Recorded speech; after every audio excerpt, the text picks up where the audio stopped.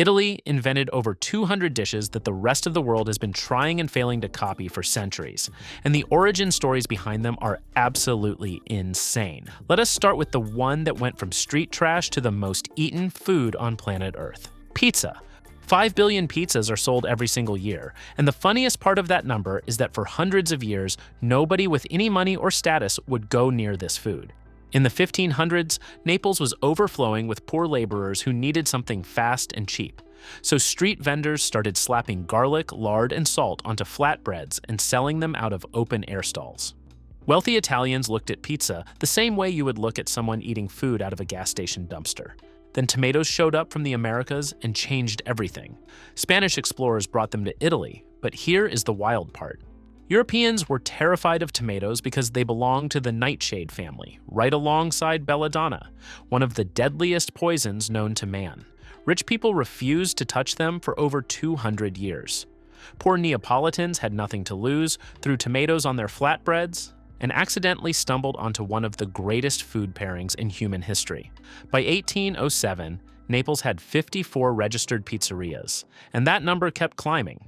Now, everybody knows the story about Queen Margherita, but most people do not know that it's probably fake. In 1889, pizza maker Raffaele Esposito supposedly created a pizza with tomato, mozzarella, and basil for the visiting queen, matching the colors of the Italian flag. National Geographic reported that food historians found an author named Emanuele Rocco describing that exact same topping combination back in 1849. 40 years earlier. Esposito likely just renamed something Naples was already eating and got credit for inventing it. Greatest marketing scam in food history. But hey, it worked. What makes Neapolitan pizza taste different from everything else comes down to the dough. Flour, water, salt, and yeast, fermented for 12 hours to several days. That slow fermentation builds air pockets that create a soft, blistered crust you can fold in half without it cracking. Wood-fired ovens must be fired up at 900 degrees, and the pizza must be cooked in 60 seconds flat. You taste char from the crust, bright acidity from San Marzano tomatoes, creamy salt from fresh mozzarella, and peppery basil cutting through all of it. And up to 20% of traditional Neapolitan dough actually uses Manitoba flour from Canada, introduced through the Marshall Plan after World War II. Pizza was first mentioned in writing in 997 AD, but pizza is just the appetizer of this story, because the next dish has an even crazier history: pasta. Over 200 pasta shapes exist in Italy, and none of them are random. Rigatoni has ridges to trap thick meat sauces. Spaghetti is smooth and long to wrap around lighter dressings. Angel hair pairs with delicate broths. Every shape was engineered on purpose, and using the wrong pasta with the wrong sauce is considered a personal insult in most Italian households. The biggest lie in food history is that Marco Polo brought pasta to Italy from China. That story was actually traced back to a 1920s advertisement by a Canadian spaghetti company trying to sell more noodles. Pasta in Italy goes back way before Marco Polo was even born. Ancient Etruscans were making dough from ground grains as early as 400 BC, and Greeks had a dish called lagana, flat sheets of dough cut into strips. That word became the Italian word lasagna, which means pasta and lasagna are basically relatives separated by 2,000 years. Arab traders blew the whole thing wide open when they conquered Sicily in the 800s. They brought dried pasta because it lasted months without spoiling, and Sicily's hot, dry, windy climate turned out to be perfect for air-drying pasta outdoors. Towns like Gragnano became famous production hubs. By the 1300s, macaroni, ravioli, and vermicelli were everywhere. Many Sicilian pasta recipes still use raisins and cinnamon today, direct leftovers from those medieval Arab combinations. Neapolitans got so obsessed with pasta that by the 1600s they earned the nickname mangiamacaroni, meaning macaroni eaters. And tomato sauce on pasta only showed up in the late 1700s because Italians thought tomatoes were deadly. Same fear, different century. Real Italian pasta uses semolina from durum wheat, which gives it that slightly nutty, earthy flavor and firm bite that cheap grocery store pasta cannot touch. Cooking al dente keeps the surface starch sticky enough to grab onto sauce, which is exactly why Italians never rinse pasta after draining. Italians eat 23 kilograms of pasta per person per year. Americans eat about 9, but none of those 200 shapes cause anywhere near as many arguments as the next dish on this list. Carbonara. Italians will fight complete strangers on the internet over the correct way to make carbonara, and it only has 5 ingredients: egg yolks, pecorino romano, guanciale, which is cured pork cheek, black pepper, and spaghetti. 0 cream, 0 garlic, 0 butter, and 0 parsley are allowed anywhere near it. Adding cream to carbonara in front of a Roman is the Italian equivalent of a declaration of war. What nobody expects is that this fiercely guarded traditional dish has 0 written evidence of existing before the 1940s. Food historian Luca Cesari argues carbonara was born when American military rations collided with Italian cooking instinct. Allied soldiers showed up in Rome in 1944 with powdered eggs and bacon, and Italian cooks mixed those with local pasta and pecorino. This was something nobody planned for, and it came out of a wartime kitchen. A cook named Renato Gualandi claimed he assembled the first version in Riccione while feeding British and American officers in 1944. Carbonara probably takes its name from carbonaro, meaning charcoal burner, and charcoal workers in the Apennine Mountains are said to have made similar meals with eggs, aged cheese, and cured pork during long shifts outdoors. La Stampa newspaper printed the first mention in 1950. Early recipes included garlic, cream, and even Gruyere cheese, which would make a modern Roman physically ill. Guanciale only replaced bacon in the 1960s, and cream was fully removed in the 1990s. So the ancient tradition everyone fights about is barely 30 years old. In 2016, a French cooking video went viral showing carbonara made with farfalle and crème fraîche, and over 1 million Italians watched it specifically to leave angry comments. Real carbonara tastes rich, savory, and deeply peppery, with a silky egg cream coating every strand. You toss hot pasta with the egg mixture off the heat, letting the warmth set the sauce into a glossy cream. Too hot and the eggs scramble, too cold and it stays raw. Getting it right is one of the hardest things in Italian cooking, and that difficulty is what makes the payoff so satisfying.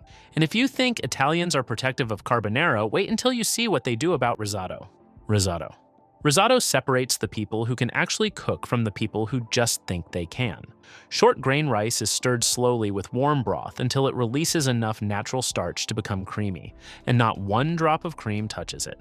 That entire velvet texture comes from the rice alone, which shocks people every single time they find out. Rice was never Italian. Arab traders brought it to Sicily around the 1200s, and it moved north to Lombardy's Po Valley, where flat marshy wetlands were perfect for growing short grain varieties. Early on, rice was so rare and expensive that Italians used it as medicine and skin care rather than food. Only around the 1400s did people start eating it regularly. Risotto alla Milanese has the wildest origin story of any dish on this list. In 1574, a Flemish glassmaker named Valerio was building stained glass windows for the Milan Cathedral. His young assistant was so obsessed with saffron that the kid mixed it into his paints to make colors brighter. Valerio nicknamed him Zafferano, literally meaning saffron. At Valerio's daughter's wedding, friends pranked the banquet by dumping saffron into the rice. Everyone braced for complete disaster, but that golden saffron rice tasted so good it became Milan's signature dish for the next 400 years. The first printed recipe resembling modern risotto appeared in 1809. It tastes warm, buttery, and earthy from saffron, with Parmigiano stirred in at the end for richness. You need arborio or carnaroli rice, coated in amylopectin starch that dissolves as you stir and binds everything into velvet. Toast rice in butter, deglaze with wine, then add broth 1 ladle at a time while stirring for 18 to 20 minutes. Walk away for 2 minutes and the whole thing is ruined. Now, if risotto is hard to make, the next dish is hard to get right for a completely different reason. Lasagna. Lasagna might be the oldest dish on this entire list. The name traces to the Greek word lagana, flat dough layered with toppings, and Romans adapted it into laganum with meat and cheese between the layers. Some versions of this dish have existed for over 2,000 years.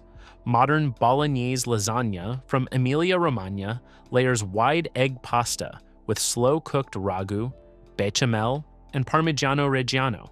Southern Italian lasagna swaps bechamel for ricotta and mozzarella, and claiming either version is better will start a family argument that lasts actual generations. Bolognese ragu simmers for 3 to 4 hours, combining beef, pork, tomato paste, wine, and vegetables into a thick, concentrated sauce that coats every single layer. After pulling it from the oven, you absolutely must let it rest 15 to 20 minutes. Skip that, and you get a molten cheese avalanche instead of clean slices. Every layer hits differently: savory meat, nutty Parmigiano, silky bechamel, and slightly chewy pasta, holding it all together. But the real surprise on this list has nothing to do with savory food at all: tiramisu. Tiramisu translates to pick me up in Italian, and the reason behind that name is way more scandalous than you would think. Most food historians credit pastry chef Roberto Linguanotto at Le Beccherie in Treviso with creating tiramisu around 1969. He modernized a traditional mixture called spatudin, beaten eggs and sugar that families fed children as an energy tonic. Linguanotto added mascarpone, dipped ladyfingers in strong espresso, dusted everything with cocoa powder, and put it on the menu in 1972. Tiramisu spread through Italy like wildfire during the late 1970s. But according to the Accademia del Tiramisu, a much spicier origin story exists. Local legend says tiramisu was invented inside a Treviso brothel during the 1800s. A madam created this dessert packed with eggs, sugar, caffeine, and cocoa to serve clients at the end of their evening, so they could go home to their wives with some energy left. Pick me up suddenly makes way more sense in that context. Every single ingredient in tiramisu is either high in sugar, caffeine, or protein. It was basically a 19th century energy drink disguised as the most elegant dessert you have ever eaten. Bitterness from espresso, sweetness from mascarpone, richness from egg yolks and dry cocoa powder, cutting through all of it. A quick 1 to 2 second dip per side is all you need for the ladyfingers, because over-soaking collapses everything into mush. Tiramisu is the 5th most recognized Italian word among Europeans. It appears in 23 different languages, and Italy celebrates an official Tiramisu Day on March 21st. Treviso even has its own separate celebration on October 3rd. Every one of these dishes started as something simple, cheap, or accidental, and ended up conquering the entire world. And if you want every style of pizza explained the same way, that video is on your screen right now.